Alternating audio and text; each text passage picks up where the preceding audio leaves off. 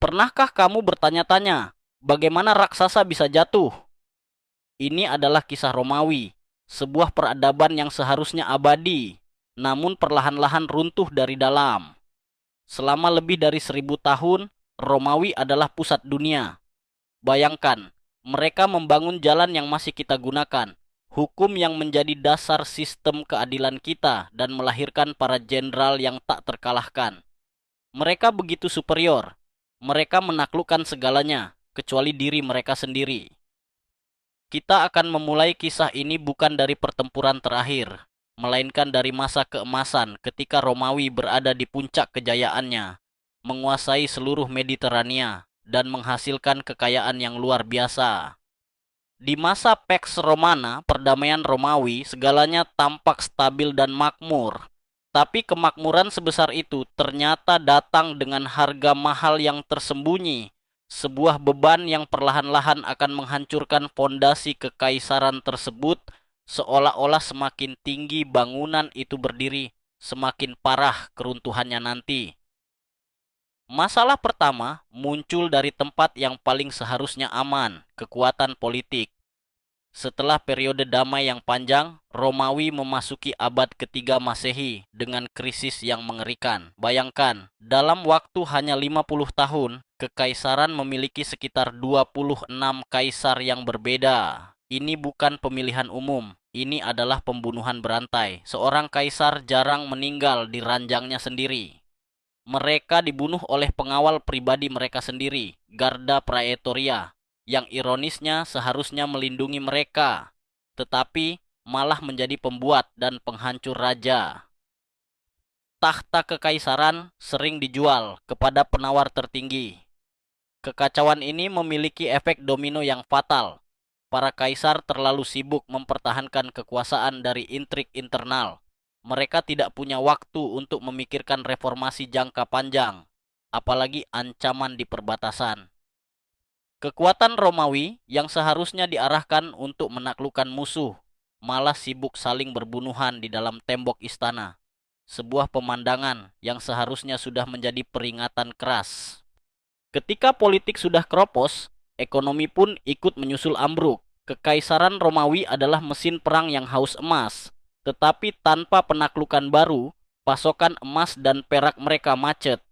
Untuk menutupi biaya militer yang terus membengkak dan gaya hidup mewah para elit, para kaisar mulai melakukan tindakan nekat yang disebut debasement.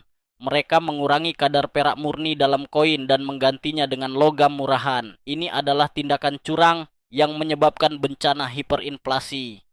Dalam waktu singkat, uang Romawi hampir tidak bernilai. Harga barang meroket, perdagangan antar provinsi hampir mati, sementara rakyat jelata dibebani pajak yang mencekik. Petani-petani kecil yang dulu menjadi tulang punggung perekonomian terpaksa meninggalkan tanah mereka dan menjadi budak di perkebunan besar. Kesenjangan sosial ini menciptakan rasa frustrasi yang mendalam dan menghilangkan rasa loyalitas masyarakat terhadap kekaisaran yang sudah tidak lagi peduli pada nasib mereka. Masalah internal ini melemahkan pilar terbesar Romawi, militer. Militer Romawi yang legendaris, yang didisiplinkan dan tak terkalahkan, mulai menunjukkan tanda-tanda kelelahan.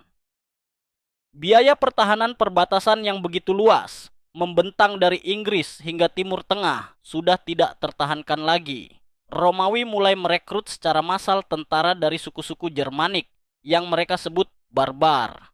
Suku-suku ini diizinkan masuk dan bertempur untuk Roma dengan imbalan tanah. Ini adalah pedang bermata dua. Di satu sisi, Romawi mendapat tenaga kerja. Di sisi lain, identitas Romawi menjadi cair. Pasukan tidak lagi bertarung untuk cita-cita Romawi, melainkan untuk gaji dan tanah mereka. Loyalitas pasukan bergeser dari kaisar di Roma menjadi jenderal lokal yang membayar mereka, yang ironisnya seringkali adalah jenderal berdarah barbar juga.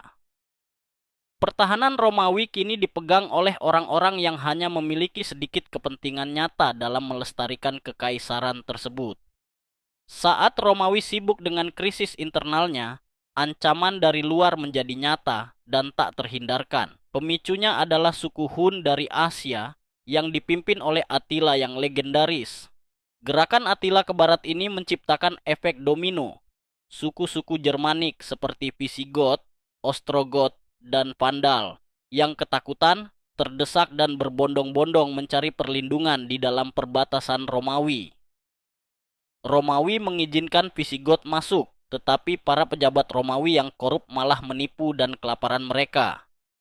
Visigoth yang marah kemudian mengangkat senjata melawan Roma, berpuncak pada pertempuran Adrianopel pada tahun 378 Masehi. Pertempuran ini adalah bencana besar di mana tentara Romawi hancur lebur dan Kaisar Valens tewas di medan perang. Adrianopel bukan hanya kekalahan militer, itu adalah pukulan psikologis.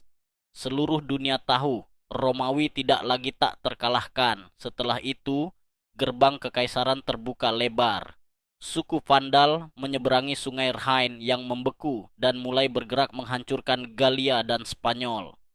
Bahkan kota Roma yang suci pun dijarah pada tahun 410 Masehi. Sebuah peristiwa yang tak terbayangkan sebelumnya. Jatuhnya Kekaisaran Romawi Barat akhirnya terjadi bukan dengan suara dentuman besar, melainkan hanya dengan sebuah desahan pelan. Pada tahun 476 Masehi, Jenderal barbar bernama Odoacer memutuskan untuk mengakhiri drama ini. Ia menggulingkan Kaisar Romulus Augustulus, seorang anak laki-laki, dan menganggapnya tidak penting. Odoacer tidak repot-repot mengangkat kaisar baru. Ia hanya mengirim lencana kekaisaran kembali ke Konstantinopel, ibu kota kekaisaran Romawi Timur yang masih berdiri tegak. Pesan Odoacer jelas, Kekaisaran Romawi Barat sudah mati. Proses keruntuhan ini telah berlangsung selama lebih dari 200 tahun.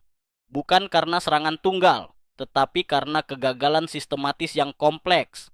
Romawi tidak dikalahkan oleh musuh luar.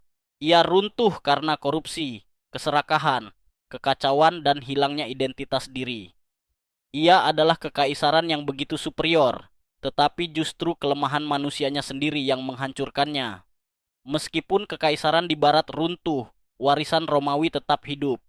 Hukum, bahasa Latin yang menjadi dasar bahasa Eropa modern, dan bahkan sistem pemerintahan kita hari ini masih banyak berutang pada kecerdasan Romawi. Kegagalan Romawi memberi kita pelajaran abadi, bahwa tidak ada peradaban yang benar-benar abadi. Keruntuhan terbesar adalah kegagalan untuk mempertahankan integritas internal. Begitulah kisah Romawi. Apa pelajaran yang bisa kita petik dari kegagalan kekaisaran superior ini untuk dunia kita saat ini?